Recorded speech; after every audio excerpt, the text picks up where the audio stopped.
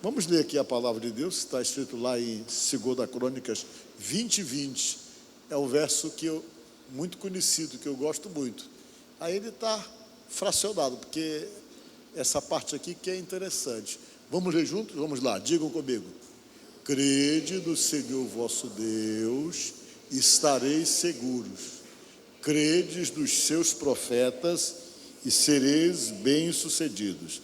Em alguma Bíblia está escrito assim: credes nos seus profetas e prosperareis. Amém? Podemos assentar.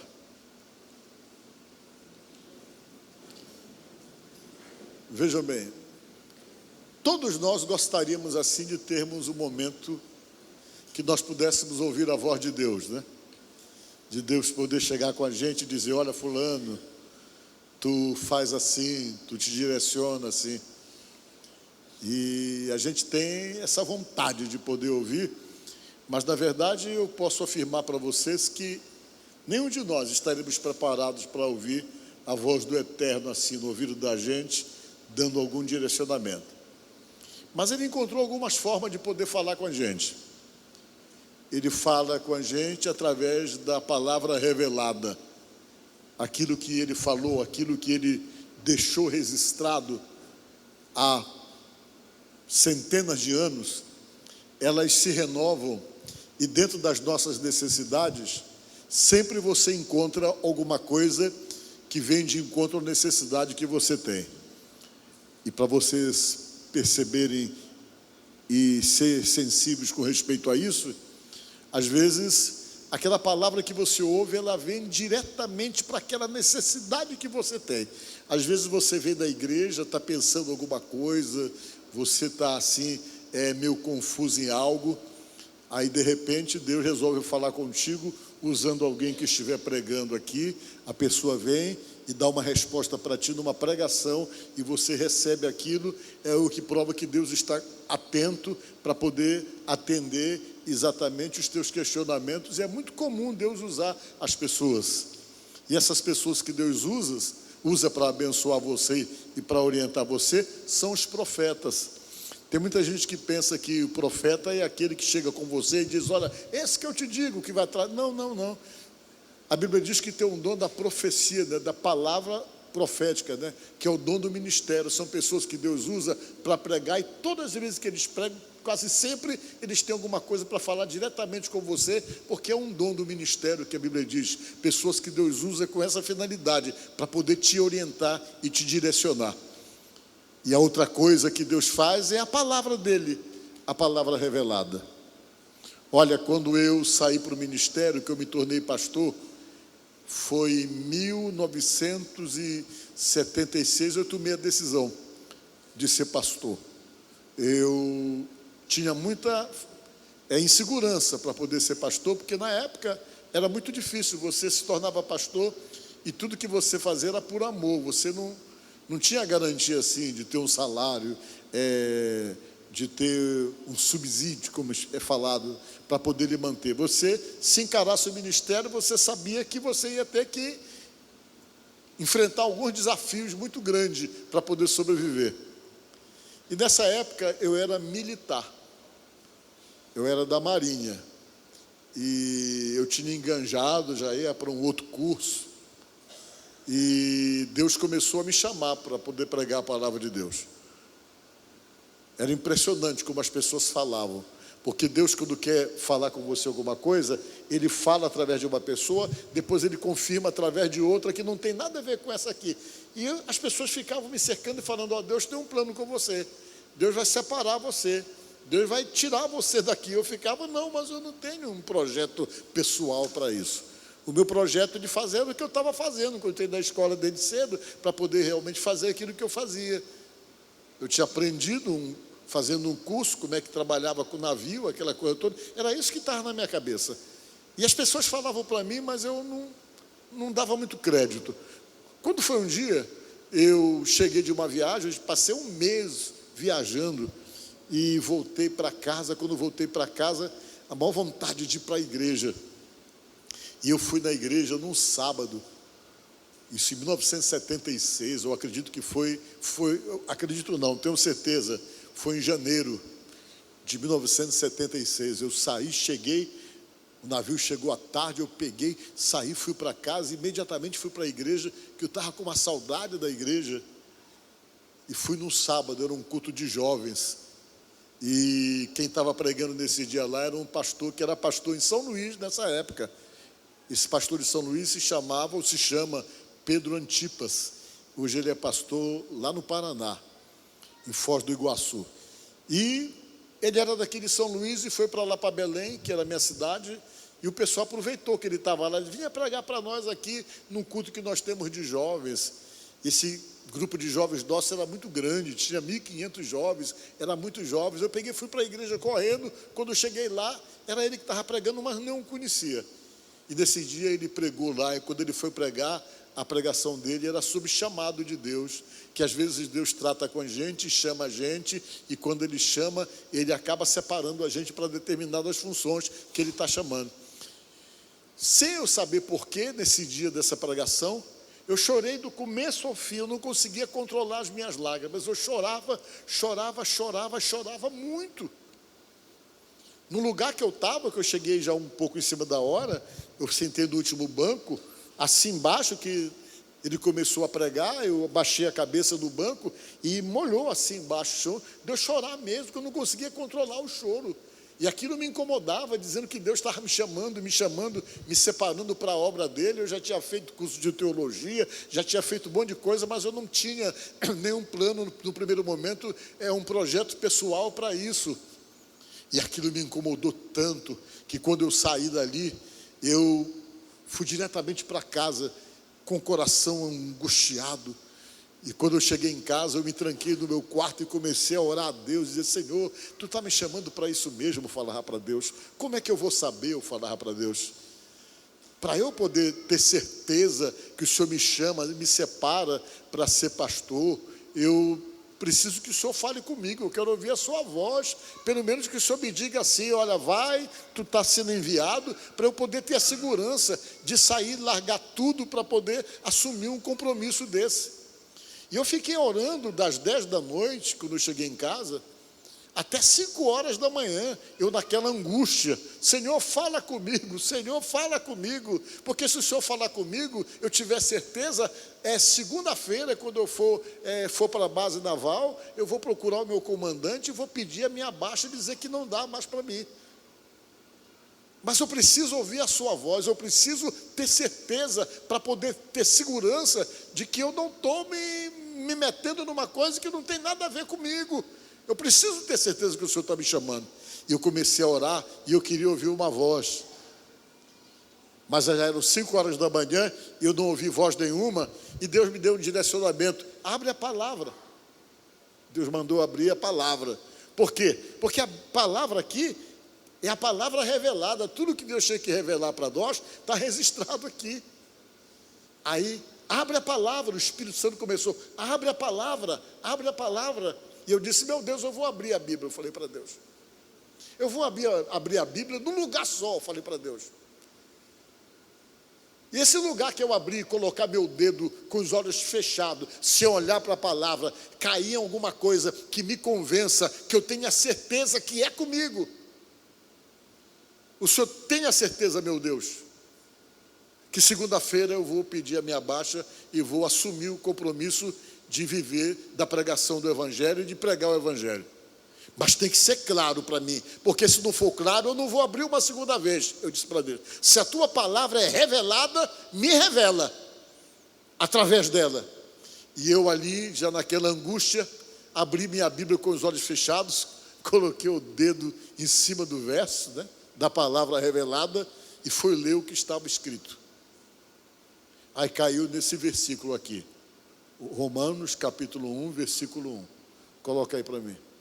Está escrito assim: Paulo, servo de Jesus Cristo, chamado para ser apóstolo, separado para o Evangelho de Deus. Quando eu li isso aí, o meu coração bateu um alívio que vocês não querem imaginar. Na segunda-feira eu saí e pedi minha baixa. Foi uma luta para pedir minha baixa, porque não queria dar, porque eu tinha saído quase que recém da escola. Eles falaram que tinham gasto dinheiro comigo, que agora não era chegar lá e dizer que não queria mais. Eu me lembro que o comandante falou isso.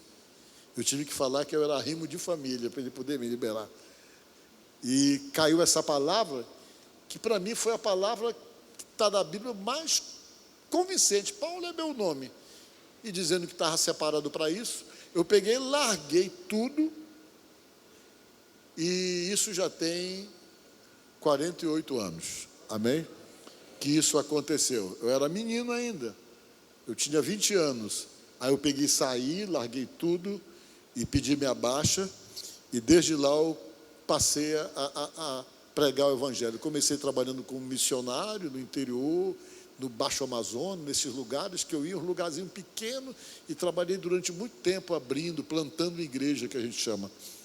E hoje eu tenho 68 anos e a minha vida praticamente toda está envolvida com esse chamado que um dia Deus me deu. Diga glória a Deus.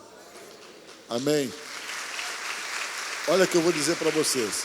Isso não quer dizer que Deus vai falar toda vez com você assim, porque senão você pode pegar a mania. Fala aí, Deus, aí você vai abrir. Não. Isso foi um caso excepcional comigo, né?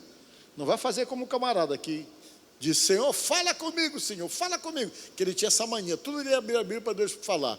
Ele abriu a Bíblia e estava escrito, e Judas correu e foi se enforcar. Não, peraí, não brinca, Senhor. Confirma aí, fala comigo. Ele abriu de novo. Aí caiu escrito assim, o que tendes que fazer, que faças logo. Então não é que Deus vai fazer sempre assim. Mas na verdade eu estou falando isso para você, para dizer que Deus, Ele pode falar com você. Talvez tenha falado, você não tem nem percebido o que é que Ele está querendo com você. Porque Ele fala, Ele incomoda você, e quando Deus está falando com você, você não tem dúvida de que Ele está falando. Amém? Ele arranja profetas para falar com você. Ele arranja pessoas que vão sempre falar alguma coisa que te confronta. Talvez muitos de vocês que estão aqui tenham sido muito confrontados por aquilo que a gente tem pregado aqui, por aquilo que os pastores pregam aqui. E esse confrontamento é uma forma que Deus encontra de poder falar com você, de poder direcionar você, de poder dizer para você o que é que Ele quer com você. É assim que Ele faz. E se nós formos inteligentes, a gente para ouvir. Porque a palavra de Deus diz assim, se hoje ouvirdes a voz do Espírito Santo, não endureçais o vosso coração. Diz lá no livro de Hebreus, que quando a gente ouve a voz do Espírito Santo, que Deus começa a insistir, a falar com a gente, para a gente não endurecer o coração, para a gente amolecer o coração e ceder para Deus. Porque quando você cede para Deus aquilo que Ele está querendo com você, que Ele pede para você, tenha certeza que o resultado disso sempre é bênção, sempre são benefícios que vêm da parte dEle, e com certeza Deus sempre está falando com a gente. Amém? E a Bíblia diz que houve um momento que alguém percebeu isso, era um rei. Existia um rei chamado Josafá. Ele era um homem de Deus, ele era um bom homem, um homem comprometido com Deus. E quando você está comprometido com Deus, fica claro que Deus também está comprometido com você. E esse compromisso que Deus tem comigo, com você, ou com todos nós, esse compromisso é percebido quando você está diante de situações que você não consegue resolver, quando você está coçado por uma dificuldade, que você se sente sem saída, que você percebe que você chegou nos limites de decisões da sua própria vida, que você para e pensa, eu não tenho muito o que fazer, eu não sei o que fazer, e muitas vezes ali apertado por uma situação, apertado por um problema, sem saída para você. Esse compromisso com Deus se revela exatamente nesse momento. No momento em que você se sente sem saída, no momento em que você não sabe o que fazer, que você não sabe que decisão tomar. E quando você tem esse compromisso com Deus e que Ele tem compromisso com você, Ele sempre se manifesta nos momentos difíceis da tua vida. É naquela hora que você não tem plano B, não tem plano C, não tem mais nada para poder fazer, para poder decidir, para dar solução a determinadas questões. É nessa hora que essa parceria com Deus, esse relacionamento com Deus, esse compromisso com Deus, se manifesta da parte dele para dizer, eu estou aqui, eu sou teu Deus para isso. Eu sou Deus para cuidar de você quando você esbarra nos seus limites. Eu sou Deus para cuidar de você. Quando você se sente sem saída, que você não sabe o que fazer, eu me apresento para você e para dizer que eu estou com você. Diga glória a Deus. E Ele sempre está. O próprio Jesus chegou a afirmar para nós que Ele estaria conosco todos os dias, até a consumação dos séculos. Nós só precisamos acreditarmos nisso e alimentarmos essa relação, alimentarmos essa cumplicidade, esse envolvimento que nós devemos ter com Jesus, com Deus, para poder sobrevivermos às intempéries inevitáveis na vida de qualquer pessoa, sabendo que Ele está ali nos acompanhando nas tempestades que às vezes se apresentam na nossa própria vida. E olha, não são poucas as tempestades que se apresentam ao longo da nossa vida. Algumas delas vêm para nos abater, algumas delas vêm para nos tornar mais fortes, algumas delas vêm para nos dar consciência de que nós não estamos sozinhos e que nós sobrevivemos mesmo no meio das tempestades, das crises, mas Deus sempre está de uma forma pedagógica cuidando da gente e revelando para nós que vale a pena andar com Ele, porque Ele cuida dos seus. É isso que a Bíblia deixa claro para nós. E esse rapaz chamado Josafá estava vivendo uma situação complicada. Ele era rei em Judá. Mas ele ficou sabendo que um exército de 180 mil homens se reuniram e resolveram destroná-lo e tomar conta da terra que estava sob a responsabilidade do reinado dele. Alguém veio e disse: "Ô Josafá, está vindo um grupo enorme contra você aí."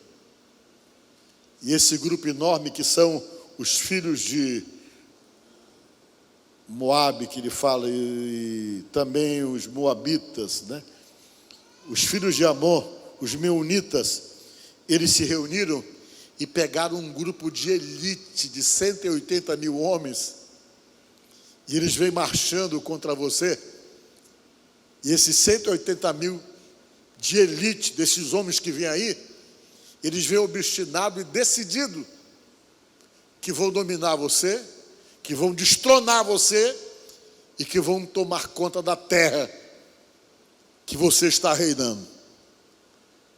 Diz a palavra de Deus que quando o rei Josafá tomou conhecimento disso, ele teve medo.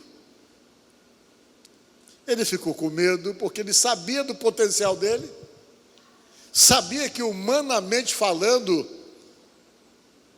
os soldados que ele tinha não seria páreo para poder enfrentar os 180 mil que vinham contra ele, e bateu a insegurança e bateu o medo nele. O que eu vou fazer?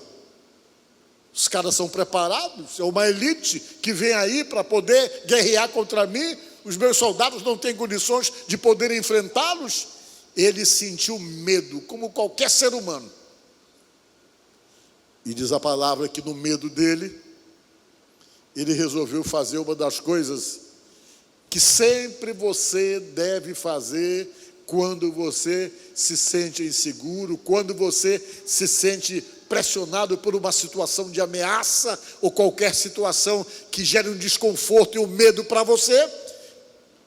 Ficou registrado isso aqui como que um ensinamento para nós sabermos como nos portarmos diante de situações ameaçadoras, diante de situações que, na nossa avaliação, nós admitimos que é maior que nós, ou mais forte do que nós, ou mais capaz do que nós, e que nós não estamos sendo páreo para poder encarar aquilo.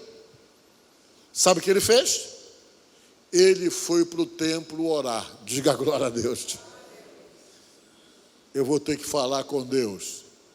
Ele convocou todo mundo para uma assembleia, e lá no templo ele falou: olha, gente, a situação é séria. Eu, na verdade, não sei o que fazer, porque eles são mais fortes. Eu reconheço que eles são mais fortes. Nasceu um jogo desigual. Vocês estão entendendo? Os 180 mil soldados dessa turma aí eram um pessoal poderoso de base. E ele reconhecia o poder que esses soldados tinham. Ele parou e foi para a presença de Deus. E lá na conversa eles resolveram fazer uma consagração para pedir misericórdia para Deus. Olha só a oração deles. Vamos ler aqui, só para vocês terem ideia, eu quero mesmo.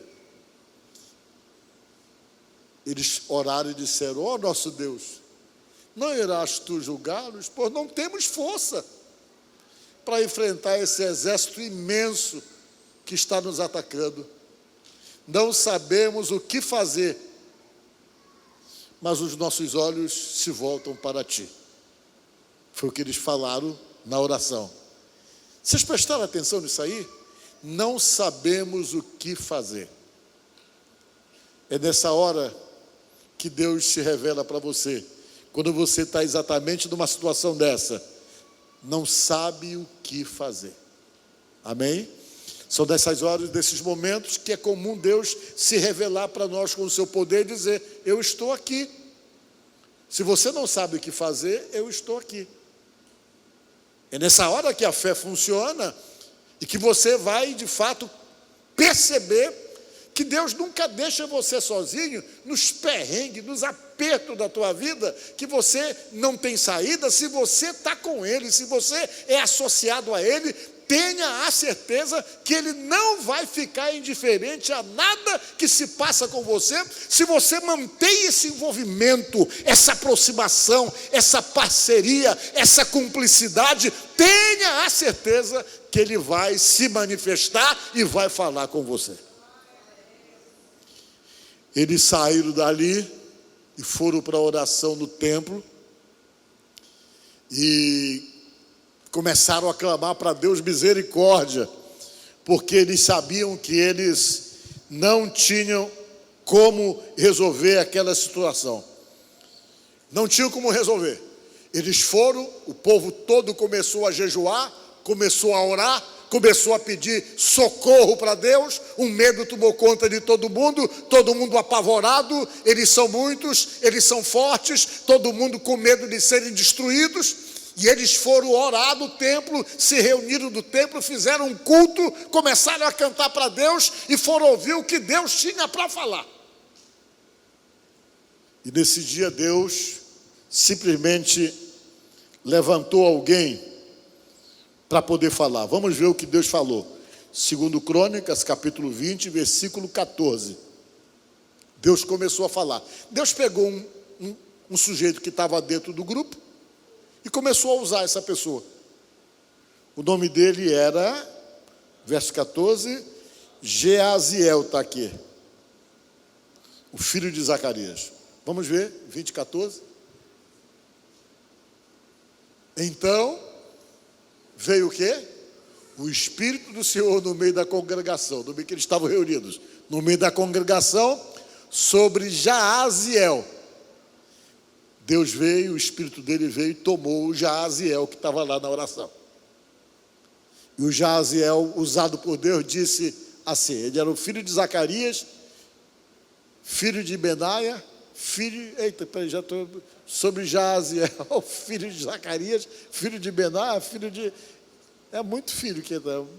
Vamos lá para um dos filhos das rapazes, foi vendo a genealogia dele e disse: Deus falou através do camarada, para dar consolo para todo mundo. Dai ouvidos toda Judá e vós moradores de Jerusalém, e tu, ó rei Josafá, porque ele era o líder. Fica sabendo o que Deus está falando. Ao que vos diz o Senhor: não temais, nem vos assusteis por causa dessa grande multidão, pois a peleja não é vossa, mas é de Deus. Amém? Há momentos em que Deus fala isso para você. Quando você esbarra no seu limite, que você não sabe o que fazer, que você está dentro de uma peleja aparentemente sem saída e sem um direcionamento, Deus toma a frente, coloca você do lado, manda você ficar quieto, porque se você tem parceria com Ele, é envolvido com Ele, é servo dEle, tem compromisso com Ele, as tuas lutas são as lutas dEle, a tua batalha são a batalha dEle. E se alguém se levanta contra você, não está se levantando só contra você, mas se levantando contra o Deus que você serve, a quem você está submetido. Deus chegou e disse: a batalha é minha. E olha o verso seguinte: caiu. Ah, tá bom. Amanhã descereis contra eles. Eis que sobem, eles estão vindo pela ladeira de Ziz contra vocês. Deus já sabia. Encontrá-lo-ei no fim do vale, defronte do deserto de Jeruel. Aí Deus disse: neste encontro, vocês não vão ter que lutar com ninguém, nem pelejar com ninguém, disse Deus. Tomai posição, ficai parados, e vede o salvamento que o Senhor vos dará, ó Judá e Jerusalém. Não temais, nem vos assusteis. Amanhã pode sair o encontro, porque o Senhor é convosco. E diz a Bíblia que o verso seguinte: então Josafá se prostrou com o rosto em terra, ele botou a cara no chão, se humilhando diante de Deus, e toda Judá e os moradores de Jerusalém também se prostraram perante o Senhor e começaram a adorar a Deus. Eles sabiam que para eles a solução era Deus, ou era Deus ou era Deus, não tinha outra saída para eles. Eles começaram a adorar a Deus com a cara no chão, com a cara na terra. Verso seguinte: dispuseram-se os levitas dos filhos de coatitas e dos coreitas para louvar o Senhor Deus de Israel em voz alta sob bandeira. Pegaram o pessoal que cantava, todo mundo de pé, e começa a cantar aí. Cantem para Deus. E o pessoal começou a cantar para Deus na congregação, todo mundo reunido. O pessoal começou a cantar para Deus. Vamos ver. Pela manhã cedo, ficaram lá direto. Se levantaram e saíram ao deserto de Tecoa. Ao saírem, pôs-se Josafá em pé e disse: o Josafá parou, quando eles saíram para ir lá para o lugar da batalha, Deus já tinha dito: vocês vão lá só para vocês olharem, porque a batalha não vai ser de vocês, vai ser minha, disse Deus. Ele se reuniu com todo mundo, e quando ele se reuniu, o Josafá, o rei, deu essa palavra que eu li para vocês no começo. Ele ficou de pé, o rei, e disse assim para o povo que estava ali: ouvi-me, ó Judá, e vós, moradores de Jerusalém. Ele gritou assim para o povo: escutem, credes no Senhor vosso Deus, e estareis seguros. Credes nos seus profetas, e prosperareis. E diz a palavra de Deus que eles foram para o lugar da batalha. Quando chegaram lá, Deus já tinha confundido todo mundo, que o pessoal se matou entre eles. Era aquele mundaréu de gente morta. Eles foram, invadiram o lugar onde estavam os homens mortos. Eles pegaram o despojo da batalha. Foram lá só para pegar o despojo. O que era o despojo? As riquezas que eles traziam muita coisa. Eles passaram 3 dias recolhendo a riqueza, porque eles já tinham atacado outros lugares, saqueado outros lugares, e chegaram ali para fazer mais um saque. E como Deus entrou na batalha para poder eliminá-los, eles deixaram lá as coisas que eles traziam, muito ouro, muita prata, muita coisa, e o pessoal passou 3 dias recolhendo e trouxeram aquilo para dentro da cidade, que era exatamente aquilo que nós chamamos os despojos de batalha. Essa colocação, quando você vai, que vence a batalha, e além de vencer a batalha, você sai mais forte, ainda é beneficiado, dá a você uma qualificação que a gente chama de mais do que vencedor. Diga glória a Deus. Mais do que vencedor é quando você ganha a batalha e ainda traz o despojo de guerra para você, para poder fortalecer você. Por que eu estou contando essa história? Porque na vida, talvez em forma diferente, nós temos muitos desafios semelhantes. Não dentro dessa realidade de anos atrás, mas dentro de outras realidades, porque na verdade as batalhas da vida da gente, elas nunca param. Elas sempre estão presentes ali, e você tem que saber muito bem como lidar com elas. E dentro dessa proposta que nós estamos vendo aí, a primeira coisa que você tem que aprender é ouvir o Deus que fala com você e ouvir a voz do profeta. E dentro dessa voz do profeta, está aqui para nós hoje aqui, exatamente fazermos o quê?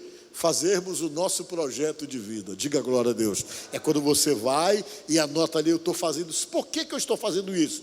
Porque os pastores falaram para eu fazer isso. Eu vou fazer crendo, porque Deus pode estar dando um direcionamento para mim. Quando você entra nesse direcionamento, pegando um direcionamento que Deus está dando para alguém, para poder te dar um rumo, uma direção, para poder obter uma resposta, geralmente o resultado final é exatamente esse resultado final que se configurou na vida do rei Josafá. Porque os desafios não param, tem muita batalha que você não vai conseguir vencer elas sozinho.